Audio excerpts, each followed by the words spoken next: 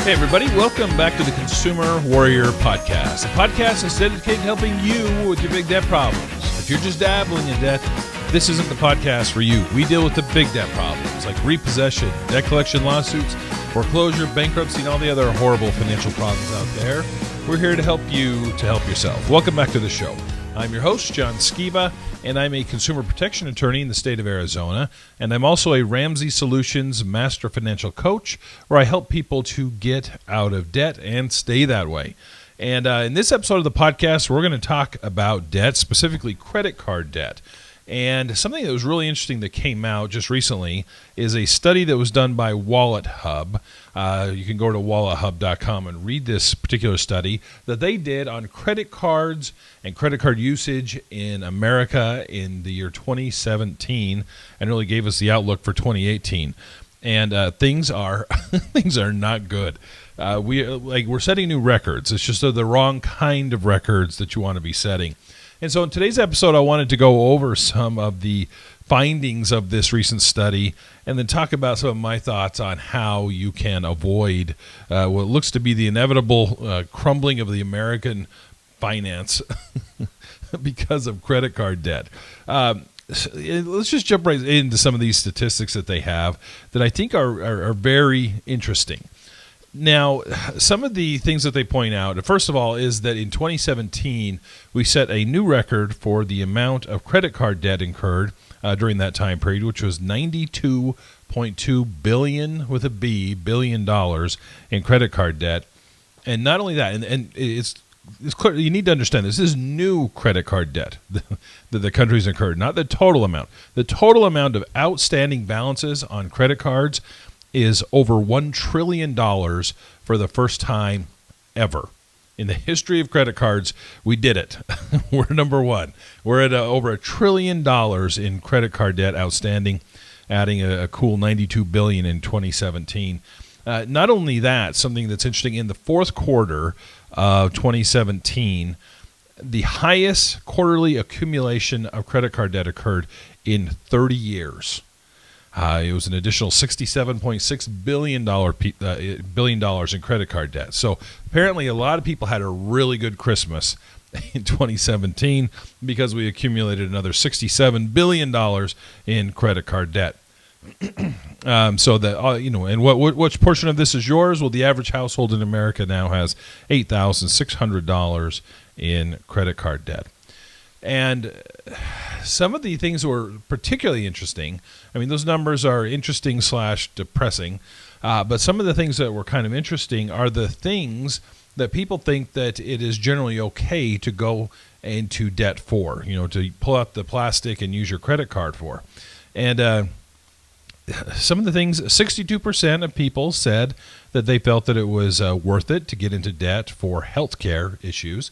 And that's understandable if somebody's got to go to the doctor, and particularly with the health insurance problems that we're having right now in the country, it makes sense if you need to go to the doctor that you can go into debt for that. It's some of the other things that are a little bit more troubling. 35% said that it was not good, but it was worth getting into debt to travel. 15% said it was worth getting into debt to buy clothing. 13% said electronics. 11% said dining, which, and we've all seen this, the person pulling out the credit card at McDonald's kind of thing. And then 8% said that it was worth getting into debt for entertainment purposes. And it's interesting because you can tell a lot of these are just impulse type things. Using credit cards and going into debt for consumer items, clothing, electronics, going out to eat, entertainment, travel. These aren't things that are necessities in most cases, but people are still incurring a lot of debt. But here's what the thinking is, because the study has something else that's also very interesting, is that it appears that most people think that they're going to be able to pay off the debt fairly quickly. And so that may be why they think it's okay to go into debt for these types of things, because they believe they're going to pay it off fairly quickly.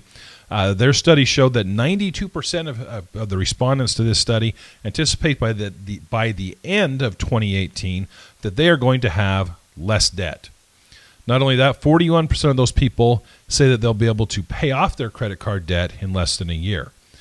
This is contrary to reality because the other studies show over at cardtrack.com, they show that 60% of people do not pay off their credit cards on a month-to-month basis.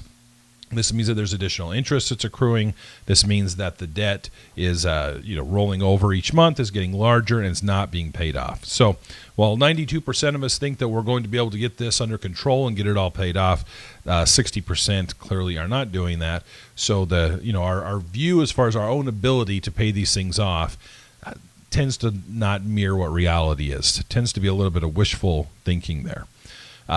It's also kind of funny. 88% of the people who responded to the survey said that they believe their personal finances are better run than the federal government. And in fact, it looks like many of our personal finances mirror the federal government in that we spend a lot of money that we don't have. And not only that, the study shows 78% of people are still living paycheck to paycheck. And that's the number that really hits home for me and is really a lot of why I do what I do. Is 8 out of 10 people, think of that when you're driving around, 8 out of 10 people live paycheck to paycheck, and one little bump in the road can cause big time problems. It causes problems if something unexpected as far as a medical bill or a car repair or a job loss. Those things which in an ideal world you would have some money set aside to be able to handle those problems. When you don't and you're living paycheck to paycheck, it can cause just complete financial chaos, and it can throw you into a bankruptcy situation, or worse, you may not even be able to afford bankruptcy. Something that was kind of interesting, kind of a side note, in the Washington Post just recently, there was an article about yet another study that was done about bankruptcy patterns. And it was interesting because they said that in the spring of each year, bankruptcies spike. And every bankruptcy attorney like myself knows why this is. It's because people have the money to file for bankruptcy. They have a tax refund coming in, and many people use that to pay for the legal fees and the court fees to file their bankruptcy. But it's interesting because the article said, that most people are actually not in a financial position to even be able to afford to file for bankruptcy because things are so tight. So that's something that I try to help people with when it comes to just budgeting and general financial management, is to get away from the paycheck to paycheck living and to have some savings. And if you've ever experienced that at a point in your life where you have some money set aside, or maybe you came into some money, maybe you inherited some money, or whatever it is, just that peace that brings to have some reserves just in case something goes wrong can bring a lot of peace to the household and just make life a lot more enjoyable and less stressful than when you're living so close to that edge. And that's really my response. To all these numbers. One, we've got to stop using the credit cards. I see this so often in my law practice. Here's what I see as a bankruptcy attorney, is that people they rely on the credit cards to supplement their income. Either the income's not high enough or it's not high as they want it to be. And so what people do is when they run out of paycheck, they supplement with their credit cards. Again, like the study said, with the idea that they're going to be able to pay this off very quickly. The reality is that doesn't happen. And so what happens is that it keeps accumulating and accumulating. And talk about the snowball. It just starts getting larger and larger in the wrong direction, in that you keep on incurring all this debt to the point where people get forced into a situation where they're either looking at bankruptcy or they've defaulted and they're dealing with lawsuits and repossessions, foreclosures, and then they end up filing for bankruptcy. And then, unfortunately, I see a fair number of people that fall back into those same type of habits. And, you can only file bankruptcy once every 8 years, at least as Chapter 7. And so it kind of starts building up again for another 8 years. People are supplementing their income with credit.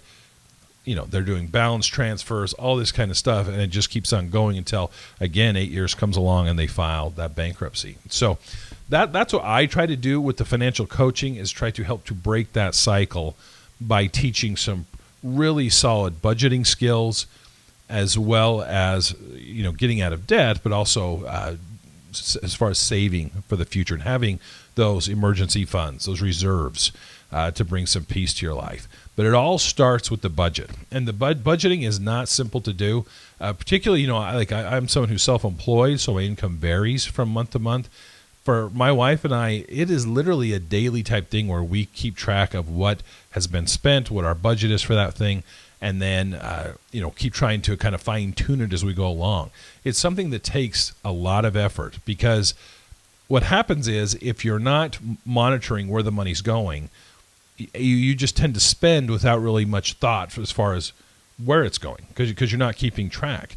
And that's why people dig into their credit cards for, like this study said, for things like going out to dinner, electronics, clothing, travel, is because you tend to be more of just an impulse purchaser, because you're not thinking really of where the money's going. Put it on the card and you'll deal with that problem later. Well, that type of thinking leads to the big debt problems that I see in my law practice and in my coaching practice. So the budget, it all comes back to the budget, which is simple. It's a simple idea, but it's hard to implement just because so many of us don't have those habits built in from, right from the get-go. That's why we got to teach the kids the budget. That's what my wife and I are trying to do right now. As my kids are getting older, teenagers getting ready to go to college, is really implement the idea of having a budget and sticking to it. It's going to just pay dividends, literally dividends, down the road. So that's going to do it for this episode. If you want to check out that study again, head over to WalletHub.com. You can see the study. They have some kind of cool infographics as far as a lot of the things that are going on in people's finances when it comes to credit card debt. So that's going to do it for this episode. Again, if you want to find out more about my practice, if you're interested in working with me, I do financial coaching all over the country. You can go over to debtfree.coach. That's the actual website address, debtfree.coach. I'm happy to work with you and see how we can help you to avoid some of these problems that we're seeing here in the WalletHub study. So that'll do it for this episode. We'll catch you next time.